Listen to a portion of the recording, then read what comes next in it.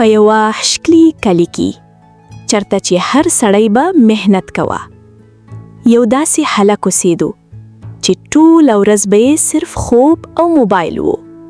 هغه به ویل سبا نه به شروع کوم، خو هغه سبا هیڅ کله رانغی. او بیا یو داسې وخت راغی چې د هغه پلار سره وخت تلی و او بیا یې صرف افسوس کوو چې کاش ما خپل وخت داسې فضول نه وي تیر کړی او څه مې کړی و او ځان مې کامیاب کړی وي. راځئ دا دردناکه کیسه وورو. په پېښور کې یو کوټه کلی و چې ډېر ښایسته و. هر طرف ته ښکلي فصلونه و او ښکلي موسم و او ښکلي هواګانې وي. دا کلی ډېر ښکلي و. غرونه، شنې کروندې، پاکه هوا. سهار به چرګان بانګ وهلو او خلک به وختي پاڅېدل. ماشومان به سکول ته تلل، ځوانان به کار ته تلل، څوک به دوکانونو ته تلل، چا به څه کول او چا څه. هر سړی به په خپل ژوند کې مصروف و. په دې کلي کې یو استاد اوسېدو. نوم یې علي و. هغه ډېر نیک، ایماندار او محنتي سړی و. هغه به خپلو زدکونو ته ویل زما بچو، تعلیم ستاسو راتلونکي ژوند جوړوي. ټول خلک به یې ډېر احترام کوه او هر چاته به یې ښې خبرې کولې چې خپل وخت مه خرابوئ، ګنې بیا به افسوس کوئ. خو د استاد علي یو زوی و. نوم یې احمد و. عمر یې 20 کاله و، خو هغه ډېر سست و او بیروزګاره و. نه سکول ته تلو، نه یې سبق وی، بس صرف خپل قیمتي وخت یې ضایع کولو. پلار به ورته ډېر نصیحت کولو چې سم شه، بیا به افسوس کوئ، خو بیا به وخت تیر وي. سهار به ناوختي پاڅېدل، سکول یې پریښتی و او ټوله ورځ به یې موبایل کتل. نور یې هیڅ کار نه و. احمد مور به هره ورځ ورته ویل زویا، لږ ځان بدل کړه، ستا پلار ډېر محنت کوي.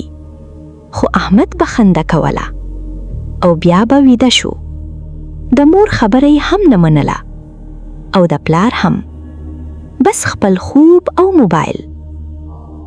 یو ورځ استاد علي احمد ته ویل زویا، ژوند یوازې خوب او موبایل نه دی. زه به همیشه ستا سره نه یم. که ته اوس محنت ونه کړئ نو وروسته به پښیمانه شي. احمد ویل ابو، فکر مه کوه، هر څه به سم شي.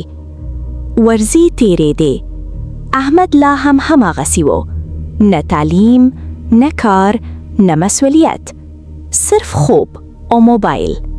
بس صرف خوب، نور هیڅ کار روزګار نه.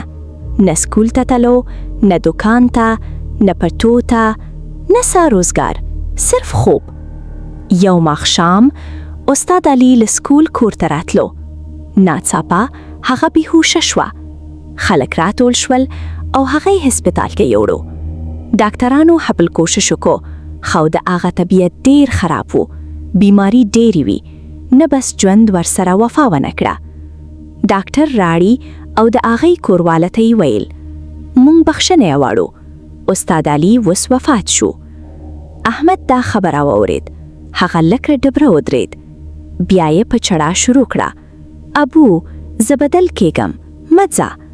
خو ناوخته شو. اوس احمد یوازې شو. نه پلار، نه لار شونه. مور یې هم کمزوره وه. کور کې غم خوپر شو او بس احمد اوس یوازې و او د کور ټول هر څه د هغه په سر شو. ورو ورو د کور پیسې ختم شول، خوراک کم شو. احمد مجبور شو. احمد بازار ته ولاړ، هر دکان ته لاړ. مهرباني وکړئ، کار راکړئ.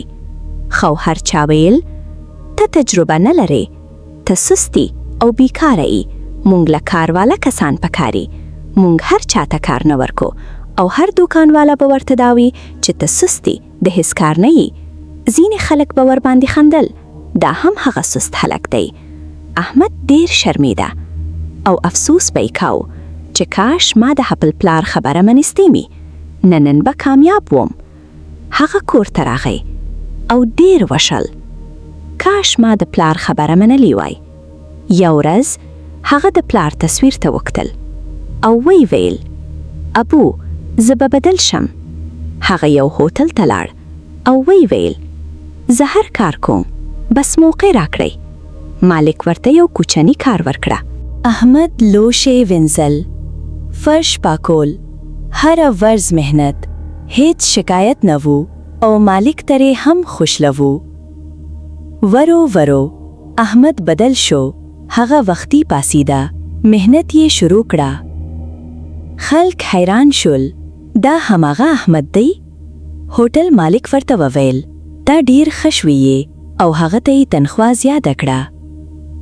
څو میاشتې وروسته احمد پیسې جمع کړې او خپله یوه کوچنیه دوکان خلاص کړه او هغه دوکان کې به یې شپه او ورځ کار کوو او د ډیرې پیسې به یې ګټلې. احمد اوس کامیاب شو، مور یې خوشحاله شوه.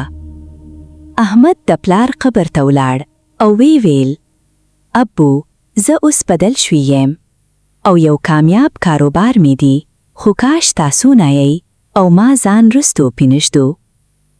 ګرانو دوستانو، دا کیسه موږ ته دا درس راکوي: سستی انسان تباه کوي، مهنت انسان کامیاب کوي. د مور او پلار خبره تل سموي. که نن بدل شي نو سبا به کامیاب شي. که دا کیسه موږ ته خوښه شوه، ویډیو لایک کړئ، شیر یې کړئ او زموږ چینل پښتو ټون هب سبسکرایب کړئ. Subscribe to Pashto Toon Hub. Tap the button for fun videos. Thank you.